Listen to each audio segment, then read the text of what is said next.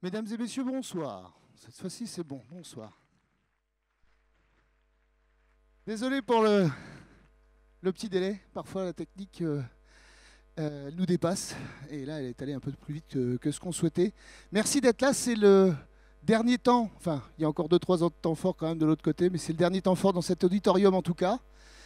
Euh, on va accueillir une personne qui s'appelle Jacques Séguéla.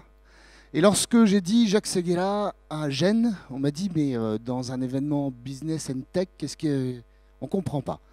Et j'ai dit Jacques Séguéla, il est un des plus grands théoriciens de la communication au sens moderne du terme. C'est quelqu'un de clivant, c'est quelqu'un qui laisse pas indifférent, et c'est surtout quelqu'un qui a une actualité, vous verrez tout à l'heure, qui est en parfaite adéquation avec le temps présent et la technologie. On aura un échange avec lui tout à l'heure sur le sujet. Et il a pu d'ailleurs en parler déjà un petit peu, peut-être à certains d'entre vous tout à l'heure. Alors, si vous voulez bien m'accompagner pour accueillir avec beaucoup de bruit Jacques Séguéla. Waouh, waouh, waouh, waouh!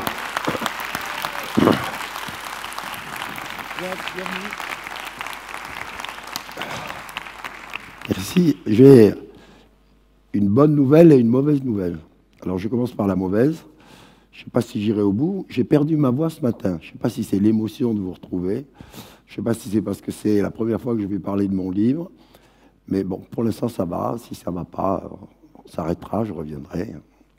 Et puis la bonne, c'est que je suis très, très heureux d'être avec vous aujourd'hui parce que je célèbre un double anniversaire. D'abord l'anniversaire, mais presque jour pour jour, du jour où je revenais du premier tour du monde en voiture avec une 2 chevaux, il y a 60 ans. Voilà, le mec qui est là, c'est moi. Ça m'a changé, hein.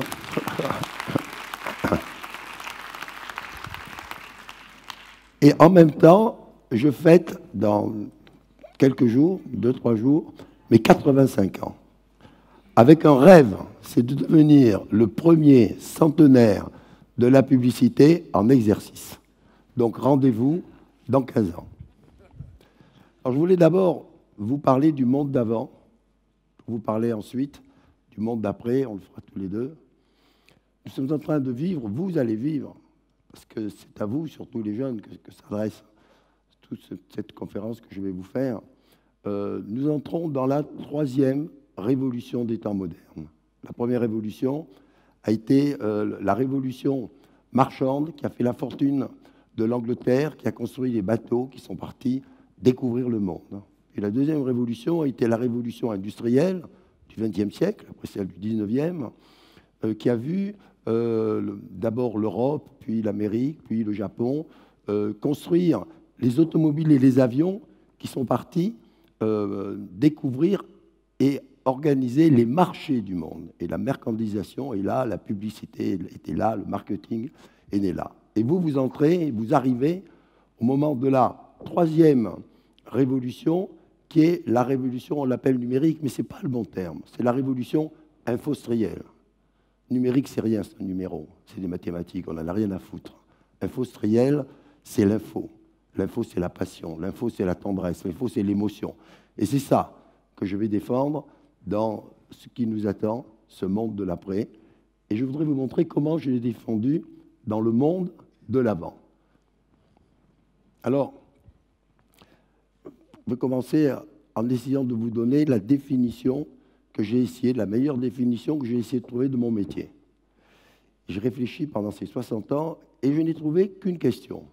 Poser à un annonceur la question suivante. Il y a un annonceur dans la salle, il y a un patron dans la salle, il n'ose pas se montrer. Il en a, voilà. Eh bien, posez-lui la question, que devient la neige lorsqu'elle fond? Il vous répondra, de l'eau. Voilà, une réponse d'annonceur, incolore, inodore, sans saveur, sans passion, sans émotion. Pas pour moi, pas pour un créatif, pas pour vous. Pour vous, lorsque la neige fond, elle devient le printemps. C'est ça mon métier, c'est de transformer l'eau en printemps. Il y a une bouteille d'eau là. Voilà, elle s'appelle cristalline. en supermarché, la petite bouteille est vendue 1 euro. Et puis à côté, il y a une bouteille d'Evian. D'Evian, c'est ma marque depuis 30 ans. Et cette bouteille est vendue 3 euros. Quelle est la différence entre cette bouteille et celle-là? La pub. Les 20 ans de pub que nous faisons pour mettre des bébés dans la bouteille. On envoie le film. Observons l'effet d'Evian sur votre organisme.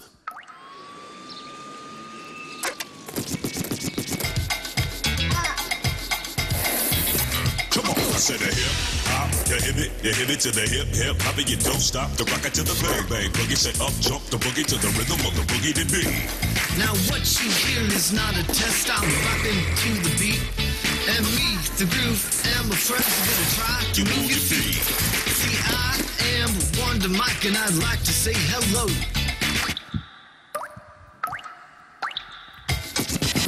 Bang bang, boogie to the boogie, the up jump the boogie to the bang bang boogie. Let's rock. You don't stop. Rock the rhythm that'll make your body rock. Real soon, you heard my voice within I brought 2 friends above. And next on the mic is my man Hank. Come on, Come and sing that song, that song. Et viens, vivons jeunes. Voilà, c'est ça la pub. C'est ça la création. C'est ça l'émotion. Et pas du tout le monde qui nous attend si nous ne mettons pas bon ordre. Alors j'ai commencé dans les années 60 et j'ai eu la chance de ma vie un jour, c'est de décrocher le budget Citroën. Et pendant 50 ans, et encore, je suis le patron créatif de cette marque, et je me suis battu dans le monde entier, parce qu'on l'a dans 100 pays du monde, pour faire régner cette marque. Et depuis le début, j'ai pensé qu'il existait 3 types de publicité. La publicité anglaise, qui est une des meilleures du monde, qui part de la tête pour aller toucher le cœur. Elle est toujours un peu trop intellectuelle, toujours un peu trop intelligente, un peu trop anglaise. Et puis la deuxième publicité, c'est la publicité française. Elle fait le chemin inverse, elle part du cœur pour toucher la tête, mais elle est toujours un peu trop sentimentale, parfois un peu trop érotique, parfois un peu trop esthétique. C'est celle que j'aime. Et puis il y a la publicité américaine qui part de la tête pour toucher le portefeuille. Elle est intéressée que par le dollar. Celle-là, je la hais. Celle-là, je l'exècre. Celle-là, elle est le contraire de ce que doit être la publicité. Elle est le contraire de la tendresse, de l'émotion, du partage, de la générosité. Alors, un film qui illustre ma façon de faire de la publicité.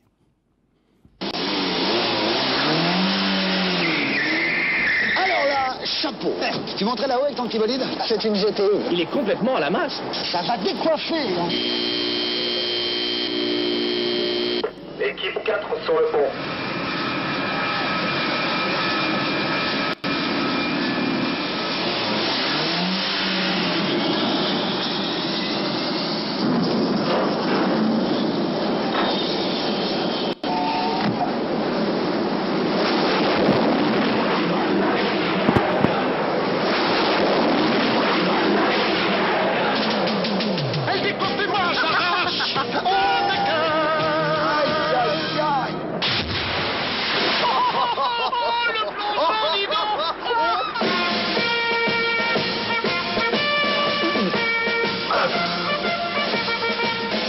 Visa GTI, la GTI sauvage.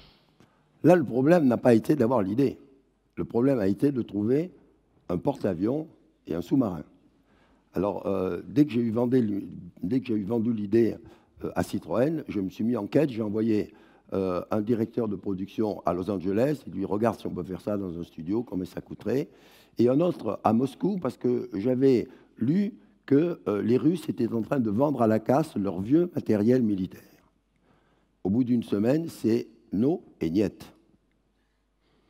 Et je me dis, il n'y en a qu'un qui peut me sauver, c'est Tonton. Tonton, c'est François Mitterrand. Il y en a beaucoup de vous qui n'étaient pas nés.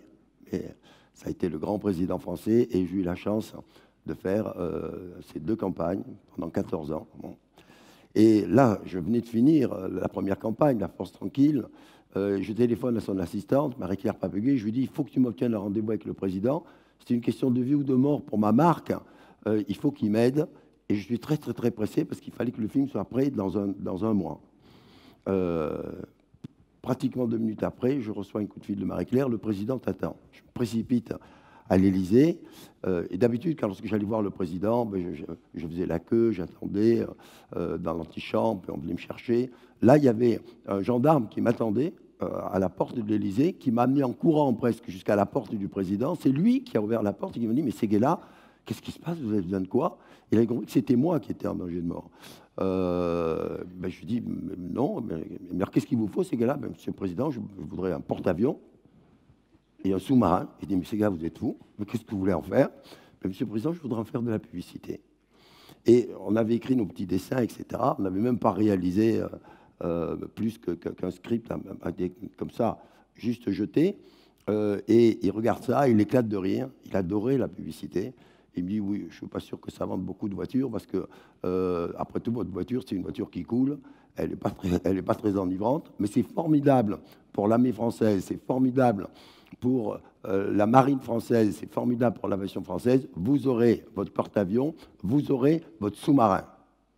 Imaginez aujourd'hui un président dans le monde qui est capable d'offrir à un publicitaire un sous-marin atomique et un porte-avions atomique pour faire rêver les gens. C'était tellement mieux quand les présidents avec les porte-avions et les sous-marins faisaient la pub et pas la guerre. Vous pouvez applaudir Mitterrand. On ne retrouvera jamais un président comme ça. Alors je vais rentrer dans le vif du sujet et vous décliner très simplement les 4 clés de la réussite publicitaire, qui sont aussi un peu les 4 clés de ce monde d'avant et qu'il ne faudra pas oublier dans le monde d'après, sinon le monde d'après vous transformera en robot.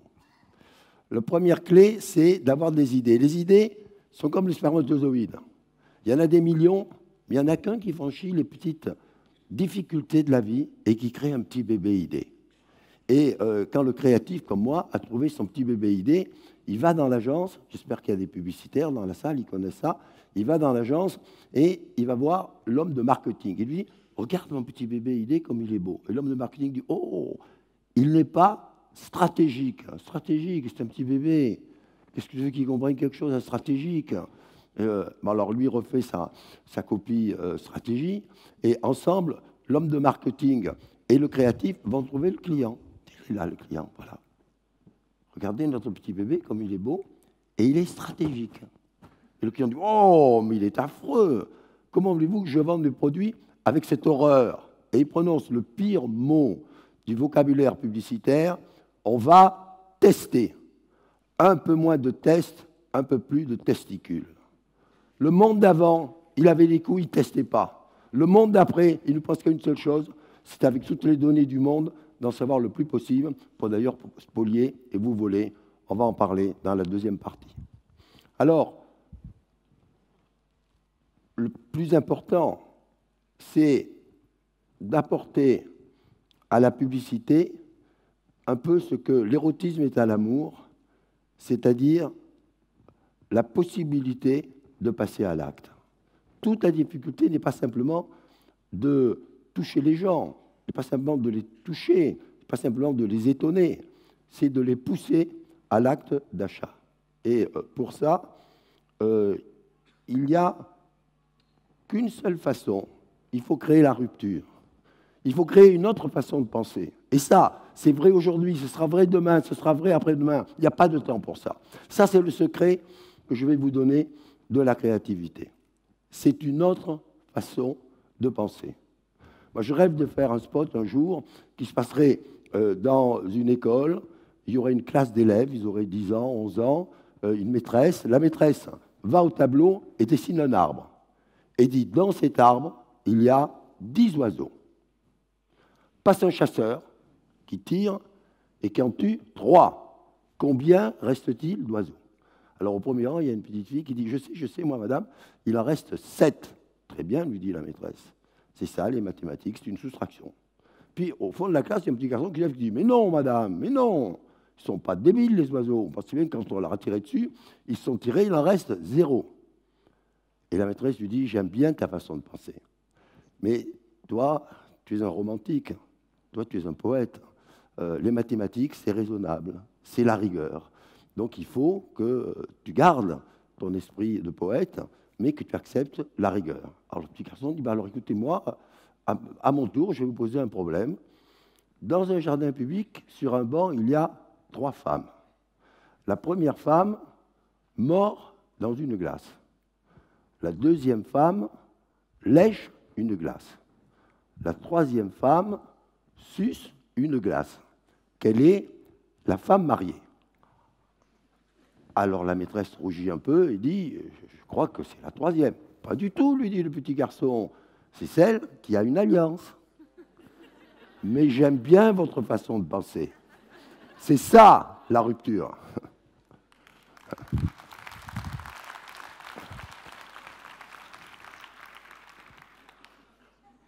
Un magnifique film. Si, après ce film-là, vous ne vous précipitez pas chez vous pour embrasser la femme de votre vie ou l'homme de votre vie, vous n'avez rien compris à la magie de la pub. Regardez.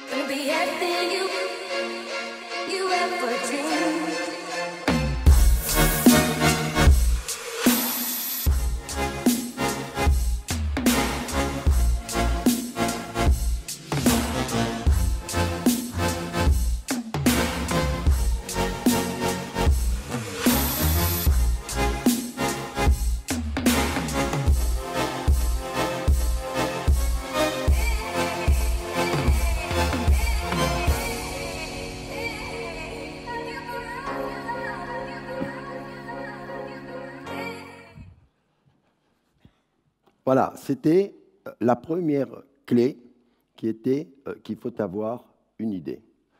La deuxième clé, c'est qu'il ne suffit pas que ce soit une idée en l'air. Il faut que c'est une idée qui ait du sens, qui soit dans la cohérence de la marque, dans l'ADN de la marque, dans l'âme de la marque. Et c'est là où la créativité devient beaucoup plus difficile parce qu'elle doit être spécifique, elle ne doit pas se suffire d'étonner ou de divertir, elle doit avoir cette volonté non seulement de vendre, mais d'enrichir la marque. Et ça me rappelle mon premier fiasco. Moi, je rêvais d'avoir le budget BIC. Et donc, j'arrive à avoir un rendez-vous avec le baron BIC. Il est mort depuis, parce que BIC, c'est une formidable invention française, c'est une des plus belles marques du monde, c'est la marque française la plus connue dans le monde, et je voulais absolument être son publicitaire. Et j'étais très copain à l'époque avec Serge Gainsbourg. Je lui avais fait faire ses premiers films publicitaires, etc. Je l'avais aidé sur son film. Et je dis, Serge, je voudrais que tu me donnes un coup de main. Je vais voir BIC, j'ai une idée, mais je peux la faire qu'avec toi. Il faut qu'on tourne un film tous les deux. Voilà le film. Alors, c'est une maquette, parce que le film, finalement, n'est jamais sorti. Je vous expliquerai pourquoi, mais regardez d'abord cette maquette. Je suis un produit de consommation. Toute ma vie, je me suis vendu. J'ai vendu mon inspiration à la chanson. J'ai vendu mes poumons à la cigarette, j'ai vendu mon cerveau à l'alcool, j'ai vendu mon âme au diable, et aujourd'hui, qu'est-ce que j'ai vendu? Aujourd'hui, j'ai vendu ma barbe. Ouais, barbe. Quelque chose. Mais attention, hein. Pas n'importe qui. Hein. À BIC. 4 francs, Waouh. c'est économique. Quel film d'anthologie. C'est le bonheur. Et donc, j'arrive chez le baron BIC et je lui montre le film.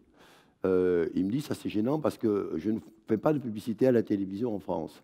Mais ça devrait intéresser mon fils qui est aux États-Unis Et on est en train de pousser la marque aux États-Unis. Et il appelle devant moi son fils, Bruno Bic, qui est aujourd'hui le grand patron de Bic dans le monde, et il lui dit que j'ai un publicitaire, il est sympa, il a fait la publicité du Mitterrand, il a une formidable idée pour Bic, je te l'envoie.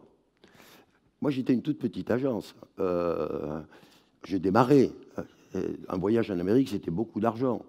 Et donc, j'hésite à y aller. Puis je dis, c'est quand même l'affaire de notre vie, on y va.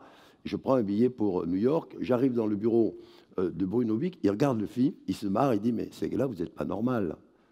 Il y a une chose que vous ne savez pas, c'est qu'il n'y a pas un Américain qui connaît Serge Gainsbourg. Alors qu'il vend sa barbe, on n'en a rien à foutre. J'ai repris l'avion le soir. Et ça m'a donné, justement, cette leçon qu'il faut toujours dans la publicité avoir du sens, avoir un certain, dans la passion, avoir une certaine raison et se plier à la compréhension du consommateur et ne pas essayer de violer le consommateur. Et puis, j'en arrive au troisième, qui est de savoir durer. Le plus important pour une marque, c'est d'avoir un publicitaire qui l'accompagne sa vie durant. Moi, j'ai fait ma première publicité pour Louis Vuitton il y a 55 ans. Le slogan était l'âme du voyage. 55 ans après, il est toujours l'âme du voyage. Il y avait un magasin Vuitton à Paris, pas du tout aux Champs-Élysées, et un petit magasin à Nice. Il y a 800 magasins dans le monde aujourd'hui. Vuitton est la première marque de luxe du monde et elle a fait la fortune de la famille Arnault. C'est ça, la publicité. La publicité, c'est de durer. Moravia disait, la virilité, c'est la fidélité. La virilité en publicité, c'est justement de donner. Et c'est vrai aussi pour toutes les marques que j'ai pu créer, par exemple pour Decathlon, à fond la forme, pour un café nommé Désir, pour Carte Noire, pour tellement d'autres marques. Je m'occupe de Lacoste depuis 30 ans. Je m'occupe justement, encore hier, j'étais en train de travailler sur Decathlon pour le Canada. J'ai créé la marque il y a 45 ans. Donc, dites-vous que si vous voulez réussir dans ce métier, il faut de la constance, il faut de la fidélité, il faut persévérer. Parce que les marques sont des petits morceaux d'éternité. Un film.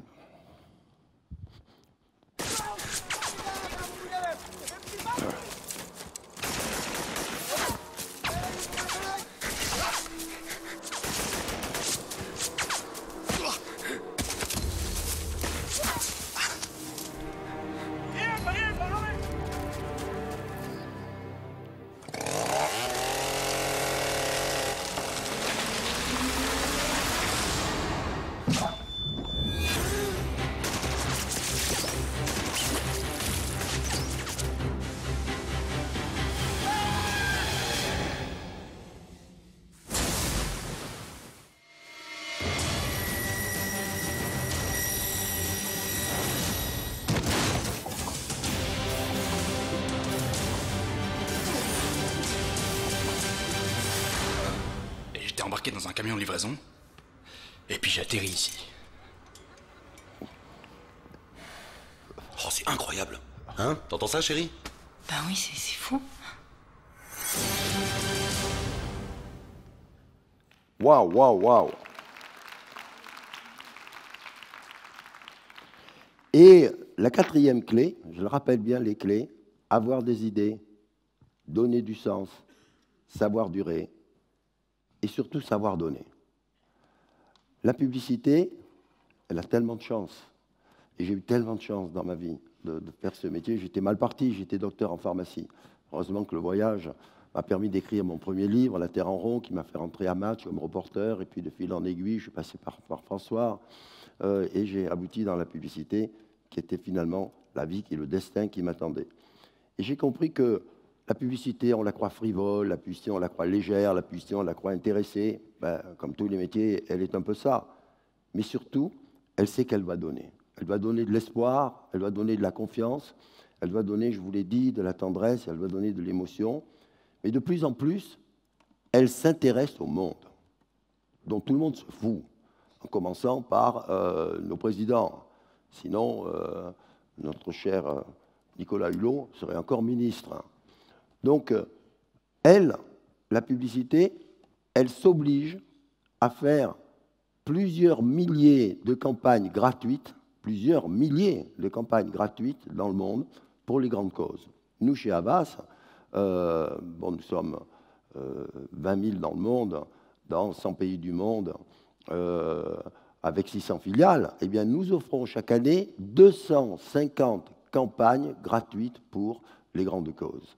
Et finalement, c'est le seul métier, la publicité, qui s'intéresse à ça. Vous ne voyez jamais un média, qu'il soit de télévision, qu'il soit de radio, qu'il soit de journaux, se dire je vais faire une grande campagne à l'œil pour tel ou tel combat. Et c'est pour ça qu'il faut reconnaître à la publicité ce qu'elle a. C'est comme elle sait qu'elle participe à cette gigantesque chance qu'a eu le monde d'avant d'entrer en consommation et de vivre sur la consommation, qu'elle essaye de rendre un peu de ce qu'elle a donné avant ce qui l'attend, le monde d'après. Mais le monde d'après, c'est avec toi. Avec moi, je ne sais pas. Et je ne sais pas si le micro fonctionne, mais avec moi, je ne sais pas. En tout cas, merci. Je pourrais déjà vous demander d'applaudir cette première partie. Mets-toi là, mets-toi là. Oui, je crois que je dois me mettre ici, d'après ce qu'ils m'ont expliqué, mais... Non, mets-toi. Très bien. Je vais poser mon truc moderne sur le machin. Ok. Alors, Jacques. Oui. Donc, tu nous as fait rêver.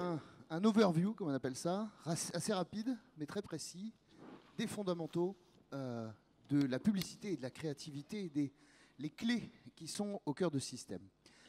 On est en 2018, ça fait une bonne dizaine d'années que cette révolution numérique, elle a secoué beaucoup de choses, et notamment, elle a élargi considérablement le spectre des supports sur lesquels on peut être touché par la communication. Et elle a complètement chamboulé l'univers, mais quelque part, tu, d'un côté, conserves cette passion pour la créativité, et d'un autre côté, tu t'es mis en alerte par rapport à ce qui est en train de se passer, et ce qu'on est tous en train de vivre, et peut-être même pour certains sans le savoir, je ne sais pas encore qu'ici, sur cet événement, on est peut-être un peu plus éclairé que les autres sur le sujet, et tu as sorti un livre qui est là, que tu as eu l'occasion ici à Metz de dédicacer en première mondiale, et je t'en remercie. Ce livre dont tu pourrais peut-être montrer la couverture, est-ce que tu pourrais rapidement nous dire tout simplement de quoi s'agit-il ? C'est le premier exemplaire que j'ai reçu ce matin, parce que le livre a été fini dans la nuit, et il a été envoyé ici pour que vous l'ayez en premier. Son titre, c'est « Le diable s'habille en GAFA ». Pas en Prada, en GAFA. Et on dit souvent qu'un livre se résume avant tout à sa première page. Je vais vous lire la première page, vous allez tout comprendre du livre. J'ai reçu un jour ce mail venu d'une bonne âme en mal de futur. Comme je n'ai pas Facebook, j'essaye de me faire des amis en dehors du vrai Facebook, mais en appliquant les mêmes principes. Tous les jours, je descends dans la rue et j'explique aux passants ce que j'ai mangé, comment je me sens, ce que j'ai fait la veille, ce que je ferai le lendemain. Je leur donne des photos de ma femme, du chien, de mes enfants, de moi, en train de laver ma voiture, de ma femme, en train de coudre. J'écoute aussi les conversations et je leur dis « j'aime ». Et ça marche. Il y a déjà 4 personnes qui me suivent, 2 policiers, un psychiatre et un psychologue. Voilà. Ça c'est dit, en tout cas c'est écrit. Alors c'est un peu, vu de ce côté de la table, c'est un peu réducteur, parce que des fois je dis j'aime pas aussi. Mais enfin bon, c'est à peu près la même chose. Alors, quelque part, là-dedans, tu décris quelque chose qui te semble être anormal. Oui, c'est-à-dire, d'abord, c'est qui les GAFA, hein? Les GAFA, c'est 4 entreprises qui sont accaparées nos vies. C'est le plus grand hold-up de l'humanité. Alors, je vais paraître de l'ancienne mode, hein, et je vais paraître refuser le progrès, pas du tout. Toute ma vie, je me suis battu pour le progrès dans mon métier, pour le progrès dans le monde. Le progrès, c'est une machine qui marche en accéléré, sur laquelle il n'y a pas de marche arrière. Quand vous êtes dans le progrès, vous ne pouvez pas vous arrêter. Ou vous le refusez, vous restez sur le quai, ou vous montez dans la machine. Moi, je monte dans la machine, mais je veux tenir le volant. Je veux que tous ensemble, on tienne le volant. Je ne veux pas que ce soit 4 entreprises, là-bas, dans la Siliconie, au-dessus des lois, au-dessus des impôts, au-dessus des mœurs, au-dessus de la morale, qui décident de notre vie, après nous avoir spoliés comme elles nous ont spoliés. Parce que si on regarde bien, aujourd'hui, on ne peut plus se passer de Google. 70% des flux mondiaux, 90% des requêtes sur le net, Amazon, 30% des livres qui sont vendus dans le monde sont vendus par Amazon. Dans 10 ans, il n'y aura plus de libraire. Je ne veux pas d'un monde sans libraire pour mes enfants. Je veux que mes enfants puissent pousser la porte d'une boutique, parler à un libraire qui a lu, qui va les conseiller sur les livres à lire, qui va les intéresser. Je veux garder cet esprit humain. Mais après, je suis prêt à tout faire aussi en achat sur le net et ailleurs. Je ne veux pas qu'on supprime un métier qui s'appelle le plus beau métier du monde, la librairie, simplement pour nourrir 4, parce qu'elles ne sont que 4 sociétés dans le monde. Alors, je vous ai amené un film qui sonne finement un peu la fin de ce vieux monde, mais il le fait avec la passion de la plume. Regardez-le.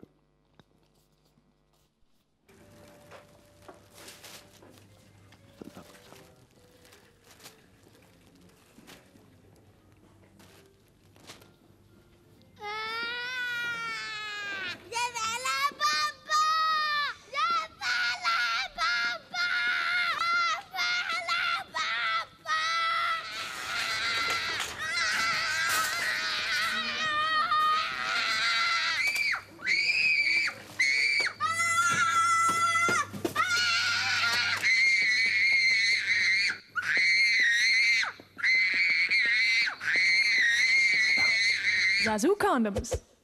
Fun, sexy, safe. Ça me rappelle l'histoire d'un homme qui rentre dans une pharmacie et qui dit à la pharmacienne, « Madame, je voudrais un préservatif. » Et la pharmacienne lui dit, « Écoutez, je suis désolé, moi je vends cet article en boîte par 10, je ne détaille pas. » Le monsieur dit, « Je sais, mais moi je vous propose un marché, je vous paye les 10, mais surtout vous ne m'en donnez qu'un. » Alors la pharmacienne ravie, se dépêche d'aller chercher une boîte de Durex. Durex, c'est ma marque dans le monde. Marque préférée? Ma marque préférée dans le monde, c'est celle dont j'ai la chance d'être le créatif et l'utilisateur, même à 85 ans. Et celle-là, vous l'aurez entendue ici. Hein. C'est pas vrai. Hein. Racontez pas ça à ma femme, c'est pas vrai. Mais il faut se vanter. Hein. Moi, je suis de Perpignan, donc je me vante. Elle encaisse le prix des 10, elle ferme sa machine à compter et elle dit, écoutez, monsieur, je suis désolé, je vais être obligé de me glisser dans votre vie privée. Pourquoi un seul préservatif? Et le monsieur lui répond, madame, c'est que j'essaye d'arrêter. Eh bien, nous n'arrêtons jamais de rêver, de penser, de s'émouvoir, de pleurer, de tout ce qu'est le monde d'avant. Alors, c'est un plaidoyer pour la vie, et en même temps, c'est un chiffon rouge, c'est gaffe au GAFA. Alors, ça veut dire quoi, gaffe au GAFA? Gaffe au GAFA, c'est que les GAFA, c'est une armée de 800 000 collaborateurs qui marchent à la Tchag, qui aujourd'hui font le PIB de la France, hein, à 4 entreprises. Dans 10 ans, 15 ans, ce sera le PIB de l'Europe. Dans 20 ans, 30 ans, ce sera le PIB du monde. Donc, sous nos yeux, est en train de se construire un consortium sur ce que nous leur avons donné puisqu'ils nous l'ont volé. On ne leur a pas donné, d'ailleurs. Il faut qu'ils nous remboursent. Ils sont en train de devenir les maîtres financiers du monde, de pouvoir tout acheter dans le monde. D'ailleurs, c'est très simple. Ils font 100 milliards de profits par an. Et ils ont chacun 500 milliards de réserves. Avec une stratégie qui est de ne laisser personne d'autre pouvoir créer une société dans leur environnement. Ce qu'ils appellent la gafatisation. C'est-à-dire qu'il suffit que YouTube commence à gêner Google, Google rachète YouTube. Ils ont des montagnes de dollars dans les paradis fiscaux. Donc, pour eux, ça ne compte pas. WhatsApp gêne Facebook. Automatiquement, Facebook va absorber WhatsApp. Et donc, c'est une bande de 4 qui sont en train de penser que la technologie seule peut sauver la planète et qu'il faut donc imposer la technologie au monde. Ça ne veut pas dire qu'il faut être contre la technologie. Il y a 6000 ans, s'est inventé la roue. La roue a d'abord été inventée par les Japonais qui ont trouvé qu'elle était peu pratique, ça c'est très japonais. Alors les Chinois sont arrivés, ils l'ont utilisé quelque temps, ils l'ont abandonné. Et puis c'est l'Europe centrale qui vraiment a utilisé la roue. Et les anciennes roues qu'on a découvertes sont de l'Europe centrale il y a 6000 ans. Le jour où on a inventé la roue, on a inventé les accidents de la route. Et il ne peut pas y avoir de roue sans accident de la route. On pourrait très bien vivre sans la roue, on serait resté à l'âge de Cro-Magnon. Donc il faut à la fois aimer le succès, à la fois se garder du succès. Parce que qu'est-ce qu'on fait contre les accidents de la route? Eh bien, on fait gaffe, nous-mêmes, quand on conduit. Et puis, on a des ceintures de sécurité. On n'y va pas comme ça. Et puis, les gouvernements ne cessent de faire des campagnes dans le monde entier pour essayer de prémunir contre les accidents de la route. C'est exactement ce qu'il faut qu'on fasse contre les GAFA. Ils sont aussi dangereux que le sont les voitures pour notre sécurité intérieure. En commençant par l'intoxication de leurs produits.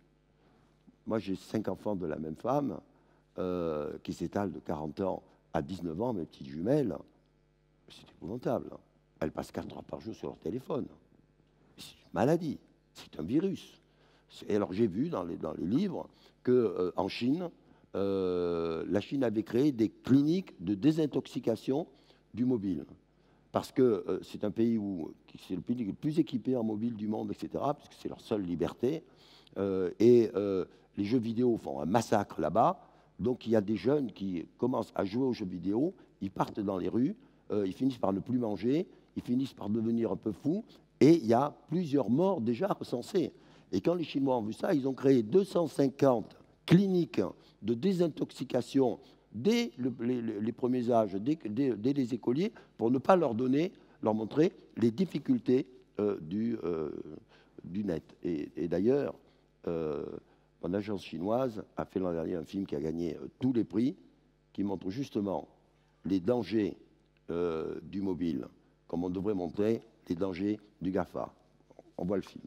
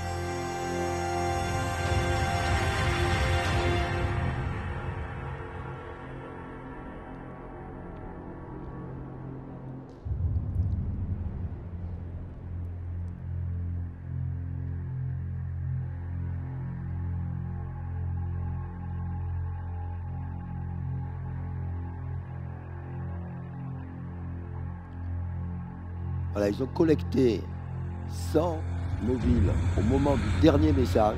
Ils en ont fait une exposition qui a fait le tour de la Chine.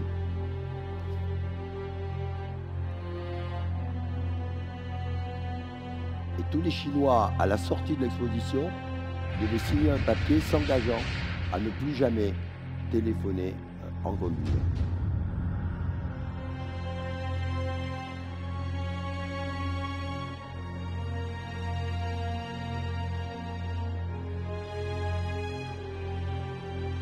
Voilà, Lion d'Or au Festival de Cannes, qui est le plus grand festival publicitaire du monde. Et des résultats très extraordinaires sur la baisse de l'utilisation du téléphone.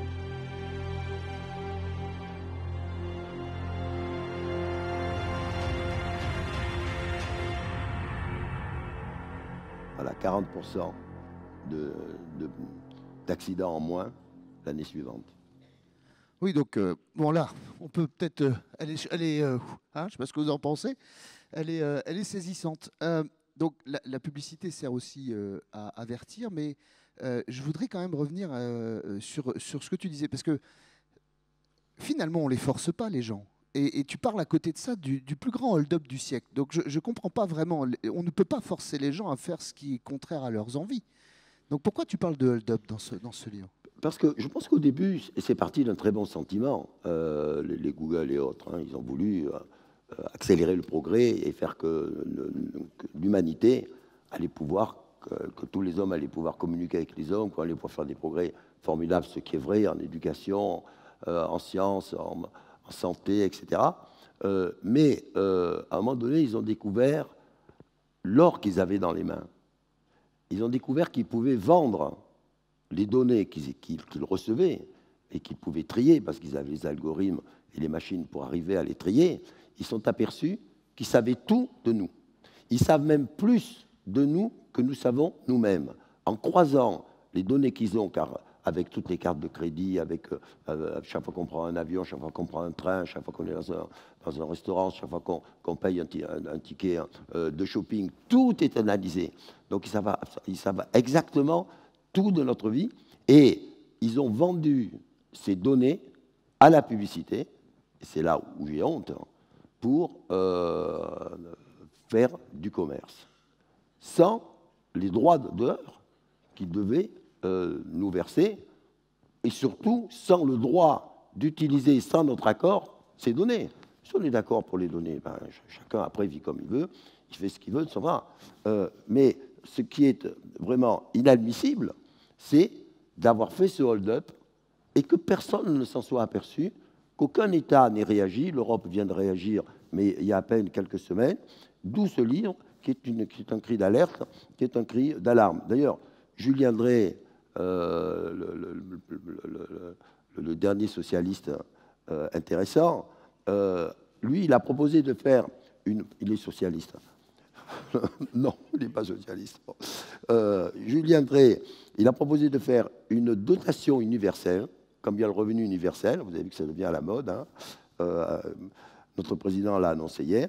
Il a proposé de faire une dotation universelle de 50 000 € aux 18 ans de chaque terrien. C'est-à-dire, vous êtes terrien, à 18 ans, on vous donne 50 000 € qui payent l'utilisation des données qu'on va faire de vous à vie. Pourquoi pas? Mais au moins, le volet n'est plus volé, ou il est volé en le sachant. Alors, ce qui est plus grave là-dedans, c'est que c'est des cibles cachées. Par exemple, les poupées Barbie, il y a 7 ans, on a lancé une poupée Barbie qui avait, pour la première fois, un petit micro et une petite caméra. Tout le monde a trouvé ça formidable, les ventes ont été extraordinaires, mais toutes les données des enfants d'1 an, de 2 ans, de 3 ans, de 5 ans ont été captées par Barbie. Et ils les ont remis dans le circuit pour faire du commerce. On n'a pas le droit, nom de Dieu, de voler l'intérieur de nos gosses. C'est scandaleux, c'est inadmissible. Et tout le monde applaudit. Et il y a eu une mise en garde qui a été faite par le FBI aux poupées Barbie. La poupée est toujours en vente. La poupée est toujours en vente.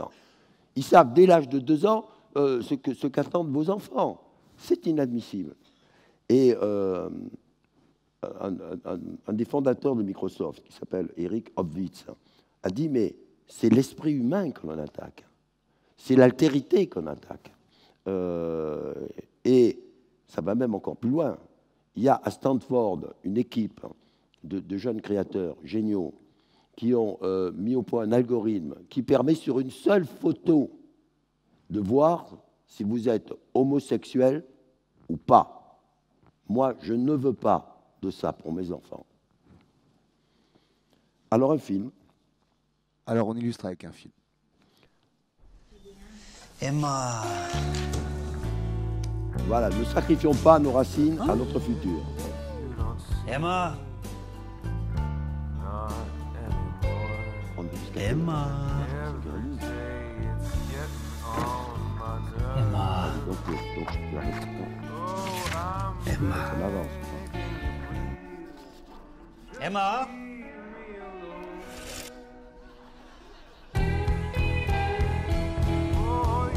Nouveau le trèfle maxifeuille, vraiment plus large. Ah, tu connais ça.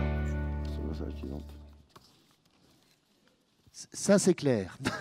Il y a des trucs qui marchent moins bien que d'autres. Je ne sais pas si quelqu'un a déjà essayé, mais je ne veux pas la réponse en réalité, parce que c'est ça sert à rien. Dans tout ça, alors cette pub et tout ce que tu dis, quelque part, c'est bien beau, mais c'est à la fois victime et à la fois complice, finalement. Quand on est publicitaire, il y a un peu un paradoxe là-dedans. Cette masse de choses, le publicitaire, il y a de la déontologie, il y a des choses comme ça. Comment ça s'articule, cette ça s'est articulé qu'on ne s'est pas rendu compte, finalement, du viol que l'on faisait. On avait des données, on a trouvé normal de les utiliser. Et puis, de plus en plus, il y a les philosophes qui se sont levés en Amérique, partout dans le monde, pour dire rendez-vous compte de ce qui se passe, etc. Et à ce moment, on a commencé à dire, mais il faut arrêter ça. Nous, on est prêt à payer. D'ailleurs, on les paye. Nous, on les achète, les données. On est complices parce qu'on achète un produit frelaté. Mais eux ne les payent même pas. Eux, ils les volent. Enfin, disons qu'on est receleurs. Si je vais me faire virer par ma profession. Bon. Et donc là, on a pris conscience et on est en train de voir comment on peut régler les choses. Parce que nous, notre métier, et il est très important dans le temps qui arrive, on pense que la technologie a tué la créativité, c'est le contraire. La technologie est en train de relancer la créativité. La tech, sans affect, n'est que ruine de l'âme. La tech, sans créa, n'est que ruine de l'esprit. On ne peut pas laisser la technologie ne nous parler que technologie, que nous parler que données, de nous parler que de chiffres. À force de tout numériser, nous allons devenir des numéros. Il faut lutter contre ça. Il faut garder le côté humain, le côté terrien de l'existence. Il ne faut rien perdre de ces capacités-là. Voilà, il faut garder les libraires tout en continuant à acheter des livres sur Facebook. Sinon, on arrivera sur Amazon. Sinon, on n'arrivera pas à ce qui doit être l'équilibre du monde. Nous devons être hybrides, et tech et affect. Je ne refuse pas la technologie. J'adore que l'on fasse des progrès immenses, mais je ne veux pas que ce soit au détriment des 20 000 ans d'humanité que nous avons et que nous représentons. Alors, c'est tout simple. Qu'est-ce qu'il faut faire? Il faut faire de la grande pub qui vous fait pleurer. Moi, quand les créatifs, il y a maintenant 1 an, sont venus m'apporter ce script, rien que quand ils me racontaient le script, déjà, j'ai commencé à avoir une émotion. Et puis un jour, ils m'ont dit, écoute, viens, tu vas voir, tu ne vas pas être déçu. Je suis allé les retrouver dans le studio, et il n'était pas tout à fait fini, et pour la première fois, j'ai vu le film que vous allez voir, et j'ai pleuré. J'espère que certains d'entre vous, dans la salle, vont oser pleurer.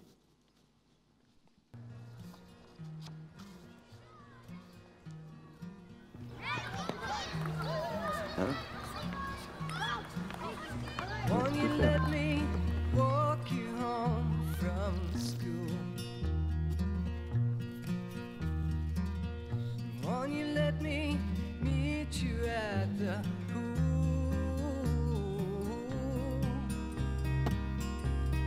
Maybe Friday I can get tickets for the dance.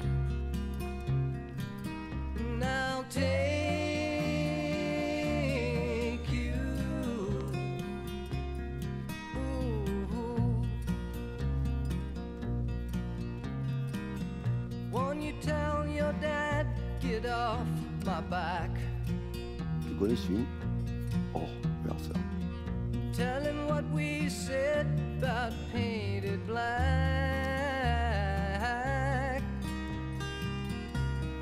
Rock and roll is here to stay.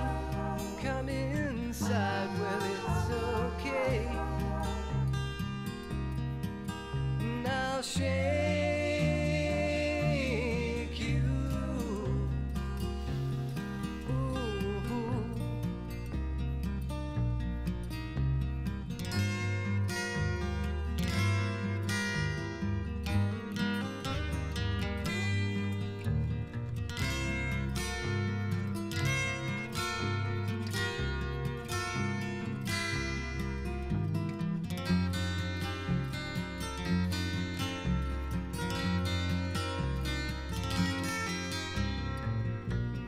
tell me what you're thinking of?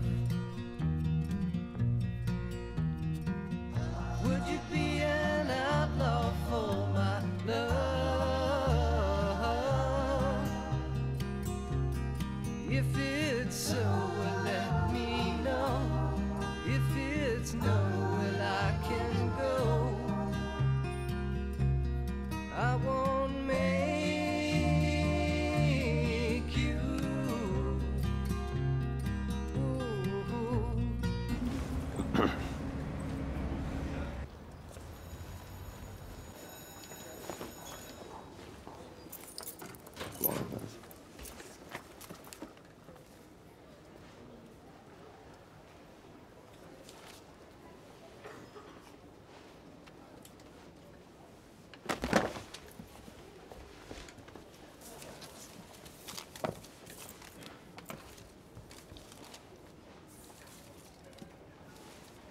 Won't you tell me what you're thinking of? Would you be an outlaw for my love? If it's so, well, let me know. If it's no, well, I can go. I won't make you.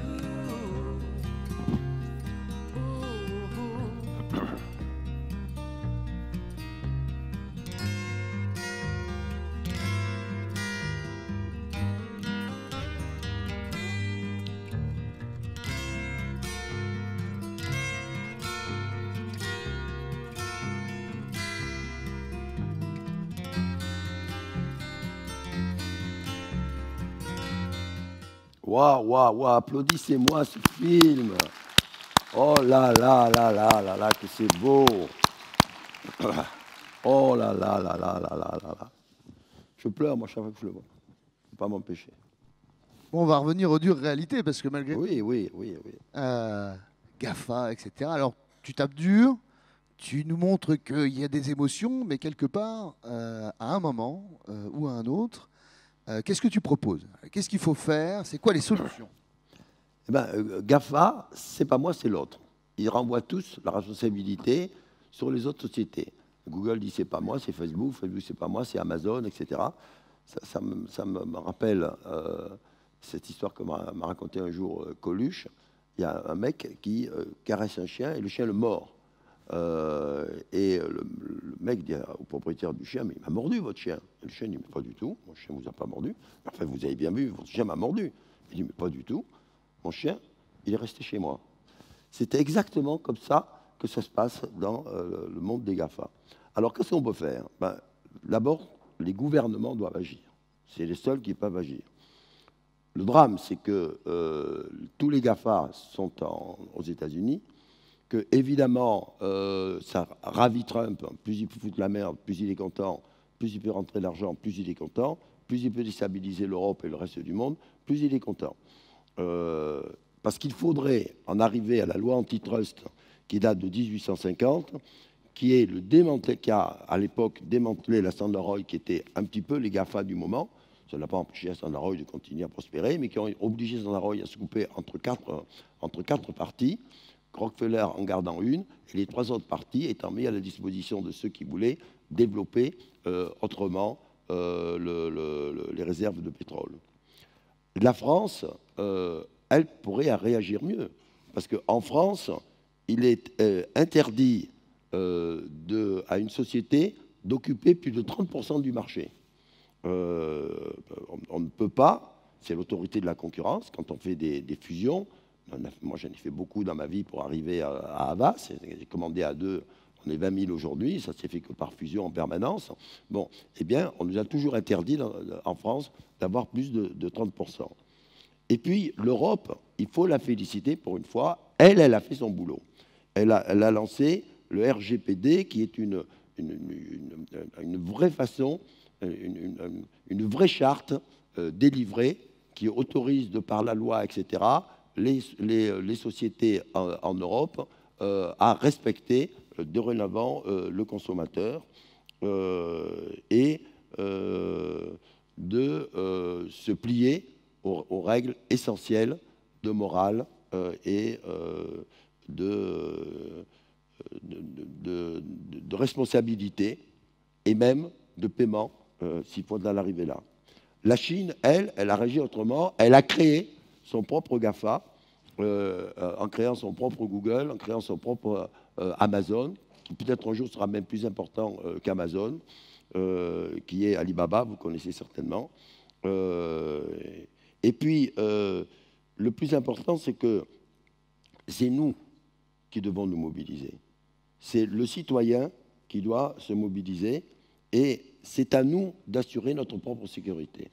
Et d'abord, pourquoi on est tous sur Google alors qu'on a en France un moteur de recherche qui s'appelle Quant, qui a été créé par un de mes copains, Jean-Manuel Ronzan, il y a maintenant à peu près 11 ans, c'était en 1900, je sais pas, c'était 10 ans, je crois, qui est formidable et qui, dès le départ, moi j'avais travaillé avec lui là-dessus, parce que je savais que ça allait arriver, et je mis tout le monde en garde déjà, et qui, dès le départ, s'interdit d'utiliser les données. Elles sont détruites dès qu'il les a reçues et qu'on s'en sert. Et il s'est interdit absolument de monétiser les données, et en plus, dans son moteur de recherche, il y a une possibilité de partage qui n'existe pas dans l'égoïsme de Google. Donc, après tout, soyons français et vive le Made in France. Moi, je le dis à ma manière, par un spot.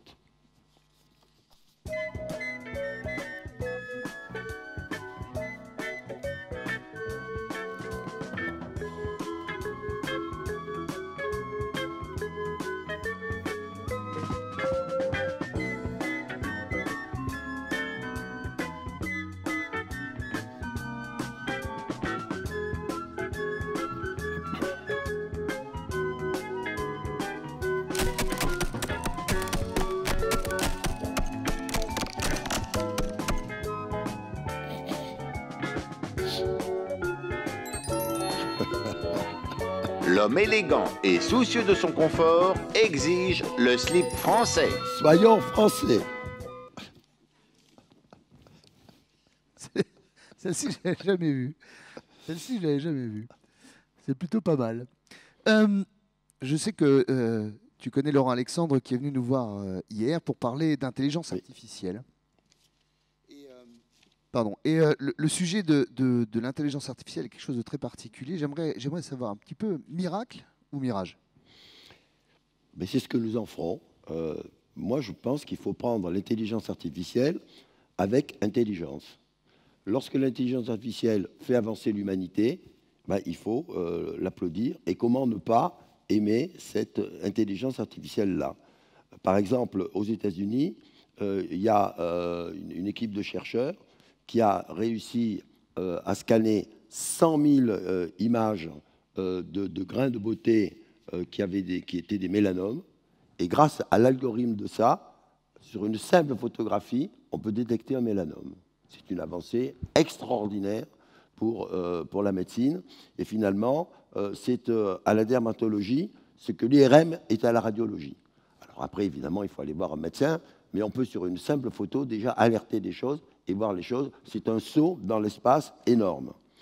Mais la France n'est pas en retard. Il y a une maladie qui s'appelle la rétinothérapie diabétique. 420 millions de malades dans le monde. Hein, c'est la perte de la vue, c'est ce qui peut arriver de plus terrible. Eh bien, aujourd'hui, les algorithmes permettent, sur une simple photo de l'œil, de pouvoir déceler s'il y a un début de maladie de l'œil. Donc c'est de nouveau des centaines de malvoyants, des millions de malvoyants qui pourront être évités. Comment ne pas respecter cette intelligence artificielle-là? Et puis, après, aux États-Unis, il y a par exemple un jury qui a décidé de supprimer les jurés, et un jury de Miss Monde, qui est supprimer les jurys, et qui a fait appel uniquement aux algorithmes. Et qu'ont fait les algorithmes? Elles ont supprimé d'emblée toutes les candidates noires. Parce qu'il y avait quelque chose qui ne marchait pas dans Ce n'était pas normal pour les algorithmes. On voit bien la différence entre l'intelligence et l'intelligence artificielle. L'intelligence artificielle, elle marche sur tout le passé, tout ce qu'on a donné, mais elle n'a aucun esprit critique. Nous, les hommes, notre intelligence, elle est critique. L'intelligence artificielle, elle est cryptée.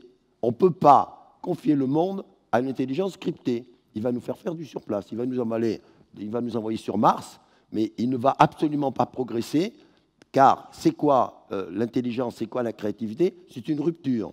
Pour l'intelligence artificielle, la rupture, c'est une panne. Et pour nous, c'est une idée, c'est une avancée. Donc il faut absolument réussir à marier les deux. Et le pire de tout, mais je crois que je l'ai déjà dit, c'est cette photo où sur une simple photo, on peut savoir si l'on est homo ou pas. Ça, je trouve qu'on est allé au bout vraiment du système.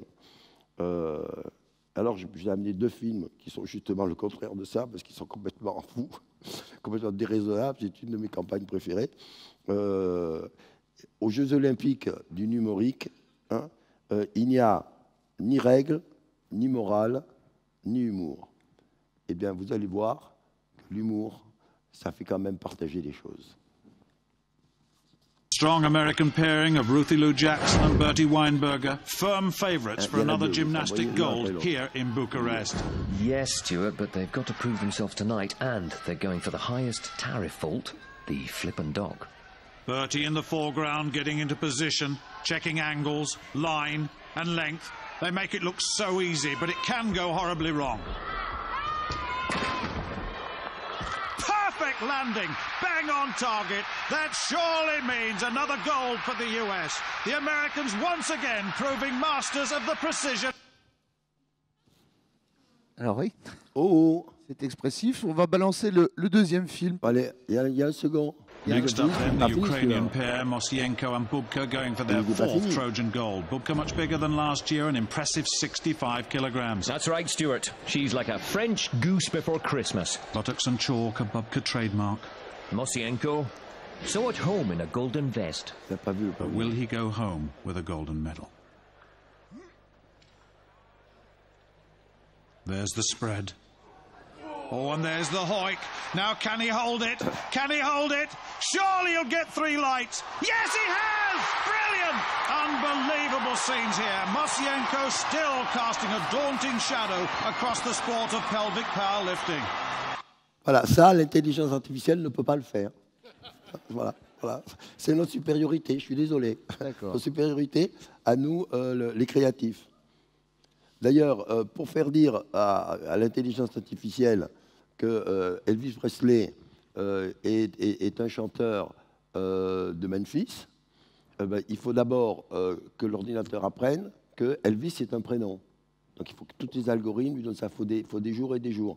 Après, il faut lui apprendre que Memphis est une ville. Et après, il faut lui apprendre que Elvis Presley est un chanteur. Donc on n'en sort pas. Pour arriver à faire un pas en avant, il faut des heures et des jours et des mois d'algorithme. Alors on s'approche de la fin de cette séquence, mais l'intelligence artificielle, c'est la data. Et tu as créé un néologisme qui est le dataïsme. Alors juste que tu nous parles de ça, parce que je pense que ce mot va peut-être faire un petit peu école dans les années à venir. Alors, il faut rendre à César ce qui est à César. Je ne suis pas l'inventeur du dataïsme, j'aurais bien aimé. C'est une philosophe française qui s'appelle Chantal Delsol et qui a beaucoup écrit sur l'antimatérialisme. Elle dit, attention, c'était le combat un peu d'avant les Google, tout devient matériel, nous allons vers la matérialisation de tout, vers l'embrigadation de tout, nous perdons notre esprit critique, nous perdons notre liberté de penser, on ne peut pas se laisser engoncer comme ça. Ce qui est terrible d'ailleurs dans les GAFA, Clinton a dit, mais il faut se méfier des GAFA parce que si vous êtes conservateur, vous ne recevez que des messages de conservateurs, puisque le principe des data, c'est de vous servir ce que vous êtes déjà. Donc vous n'évoluez pas. Et donc les conservateurs ne reçoivent que des messages de conservateurs. Les démocrates ne reçoivent que des messages de démocrates. Et ça crée des silos de pensée unique. C'est-à-dire qu'à alors que l'intelligence humaine a réussi à casser les silos et à créer la créativité de chacun et à créer l'altérité, c'est-à-dire l'autre. Aujourd'hui, l'autre est un numéro. Et tous ces numéros sont dans des silos qui tous pensent pareil. Donc c'est finalement la fin de la pensée si on laisse aller trop loin les GAFA. Alors le dataïsme, c'est les grands philosophes qui le disent, et Stephen Hawking le premier, c'est finalement au monde ce qu'a été les deux grands conflits du XXe siècle, le nazisme et le communisme. Et pour eux, si on laisse faire, si on laisse se développer cette espèce d'hégémonie des GAFA, eh bien, on va arriver au dataïsme qui va régenter l'univers, en particulier sur le chômage. Quand on regarde les chiffres de chômeurs qui vont arriver à cause des robots, c'est se taper la tête contre les murs. Déjà, quand il y aura quand les voitures vont être automatiques, ça va mettre 100 000 gens au chômage pendant 20 ans. Évidemment, puisqu'on va les construire différemment. Le 21 janvier dernier, Amazon, triomphalement, a dit qu'il avait venu d'ouvrir aux États-Unis le premier hypermarché sans caisse. Combien de dizaines de millions de caissières vont aller au tapis, vont être chômeuses demain? C'est aujourd'hui qu'il faut les prévenir. C'est aujourd'hui qu'il faut les former à notre métier. C'est aujourd'hui qu'il faut obliger les hypermarchés qui mettront des robots à la place des caissières à trouver des débouchés pour ces caissières. Si on ne s'y met pas maintenant, si l'État ne les aide pas, on va vers un monde de chômeurs. Alors, il y a pire que ça, ce sont les robots tueurs. J'ai tout un chapitre sur les robots, qui s'appelle « Allô, maman robot », et qui se termine d'une façon dramatique. J'ai découvert ça, je ne savais pas qu'on en était là. La NASA est en train de construire une armée de robots tueurs. C'est des robots qui marchent, qui peuvent fonctionner en même temps, le même robot en l'air, sur terre, en mer. Ils tirent à 360 degrés, avec des provisions de balles énormes. Et ils n'ont ni conscience, ni mémoire. Il n'y a pas de dérèglement possible. Ils obéissent bêtement à l'ordre qu'on leur a donné. Il n'y a ni honte, ni peur, ni désertion, ni cimetière. C'est la fin d'un monde. Et arrivera le moment où ils pourront se déclencher eux-mêmes. On peut imaginer qu'un Daesh fou ou qu'un dictateur fou construise comme ça une armée, sans qu'on s'en aperçoive, et qu'un jour, il appuie sur le bouton, et paf, c'est parti dans le monde. Donc, il faut là aussi, et là plus que tout, et je crois que les gouvernements sont tous au courant et qui sont en train de le faire, il faut absolument, évidemment, arriver à museler ça avant qu'il soit trop tard. Je vous ai amené un film terrible, absolument terrible, qui résume la guerre de la façon la pire qu'on puisse la résumer. Regardez ce film, c'est peut-être un des plus beaux films qu'ait fait la pub.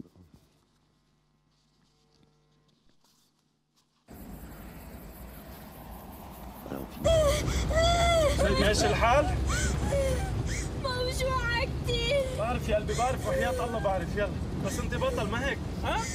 يقبرني البطل. انت جاي يا ماما. جاي يا قلبي، جاي وحياتك جاي، هلا بتوصل. طيب زاري وين رايحين؟ لوين؟ رايحين لمطرح ما خلقتي. عن جد؟ ايه وحياتك رح يشيلوا لك الوجع كله يا قلبي.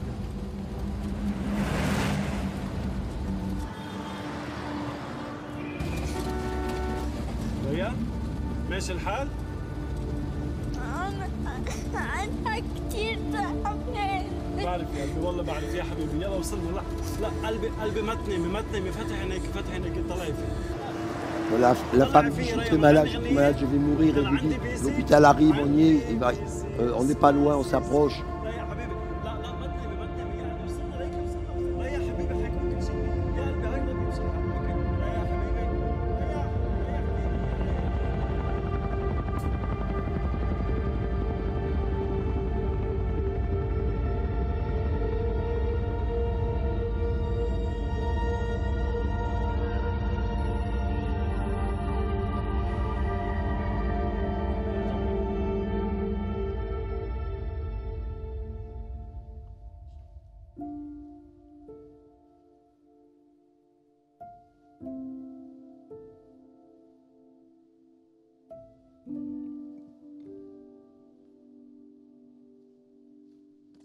Waouh, waouh, waouh, waouh, waouh.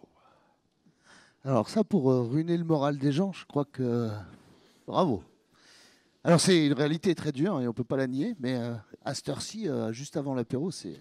Oui, j'hésitais à vous le montrer, parce que, mais voilà, la pub, c'est ça aussi. C'est ça aussi. Vous vous rendez compte combien ça peut quand même faire comprendre aux gens la saloperie de la guerre. Hein. Je crois que ça peut surtout toucher les jeunes. Ils ne sont pas toujours conscients de ça. Mais ne croyez pas que je sois pessimiste. Il y a les optimistes et les pessimistes. Les optimistes ont inventé l'avion. Les pessimistes, le parachute. Moi, je reste dans l'avion. On construit les plus beaux avions du monde en France. Je laisse les autres sauter en parachute. Je reste dans l'avion. Je suis optimiste à tout craint. Je pense que les gouvernements vont se mobiliser. Je pense que nous-mêmes, nous allons comprendre. Et mon livre est là pour créer l'alerte. Mais c'est un cri d'espoir, à tout de suite après avoir été un cri d'alarme. Et pourquoi je crois ça? Parce que qu'est-ce que nous avons que les robots n'ont pas? La passion, l'amour. C'est la seule chose qui compte. Moi, pourquoi je suis dans cet état à 85 ans? Parce que j'ai trouvé l'amour. Je suis marié à Sophie, ma femme, depuis 40 ans. On a 5 enfants ensemble. Je suis le seul publicitaire de France à avoir 5 enfants avec la même femme. Ils ont 5 femmes différentes avec leurs enfants. Bon. Mais le plus extraordinaire, c'est que en 40 ans, nous ne nous sommes jamais disputés, jamais tourné le dos dans un lit. Et tous les matins, quand je me réveille, et encore ce matin, et c'était très tôt, elle se réveille avec moi et elle me dit « Mon chéri, tu es beau, je t'aime, tu es beau ». Je dis Cahuzac est passé dans la nuit, m'a replanté des cheveux. Chirurgien esthétique est venu me refaire une gueule. Je me précipite devant mon miroir et dans mon miroir, je regarde la sale gueule d'octogénaire décati que je suis. Et je dis, ouf, ta femme t'aime toujours, puisque l'amour est aveugle. Et je pars retrouver ma maîtresse.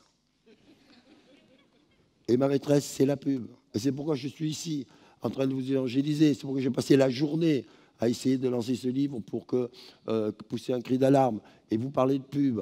Et je continuerai demain et après-demain. Je fais à peu près je fais une quarantaine de voyages dans le monde, dans tous les pays du monde, par an, justement pour porter la bonne parole, pour partager ma passion, partager ça. Et je finis par un dernier film qui est mon film préféré de ceux que j'ai pu réaliser directement. C'est moi qui même d'ailleurs qui l'ai réalisé, parce que c'est un film qui n'a rien coûté. Je suis arrivé dans mon agence brésilienne un soir et les équipes m'ont dit, mais demain matin, on présente un nouveau, on est en compétition, on présente notre travail à un annonceur, viens avec nous pour nous aider. J'ai dit, mais montrez-moi ce que vous avez fait. J'ai dit, mais c'est nul. Ce que vous avez est nul. Je ne peux pas présenter ça. Alors écoutez, on se remet au boulot et demain matin, je vous aurai trouvé une campagne. Il a fallu donc que dans la nuit, non seulement je trouve l'idée avec une directrice artistique qui était la voix off du film, qui fait le film, et pouvoir le tourner dans l'agence, parce qu'au Brésil, quand on est en compétition, il faut arriver avec un film qui est déjà un film réalisé. Voilà le film, comme au revoir.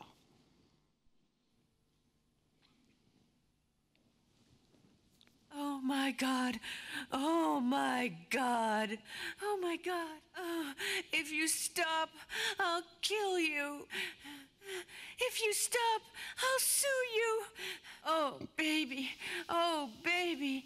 Oh, baby. I'm coming. I'm coming.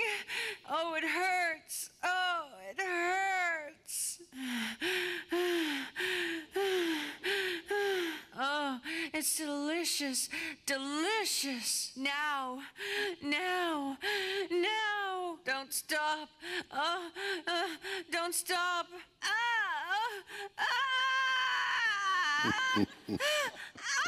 Not so much. Not so much. Faster, faster, faster. I don't feel a thing. I don't feel a thing. Put it all in. Put it all in my name. Voilà. Faites l'amour, pas la guerre. Donc on peut l'applaudir. Merci Jacques. Merci beaucoup. Vraiment. Merci. Ça nous a fait plaisir de t'avoir accueilli. On est sur la fin de cet événement. Je ne sais pas si vous avez vu un petit peu le fil rouge se dessiner entre l'intelligence artificielle de Laurent Alexandre, la quantique de Christophe Galfard, Loïc Lemer et ses startups américaines, toute cette joie, etc. Et aujourd'hui, dans un tempo différent, ce matin, Bertrand Piccard qui nous rappelle notre responsabilité vis-à-vis de la planète, dans nos comportements au quotidien et dans la façon dont on construit, dont on se déploie au quotidien, dans nos métiers, dans notre job et en tant que chef d'entreprise pour celles et ceux qui le sont.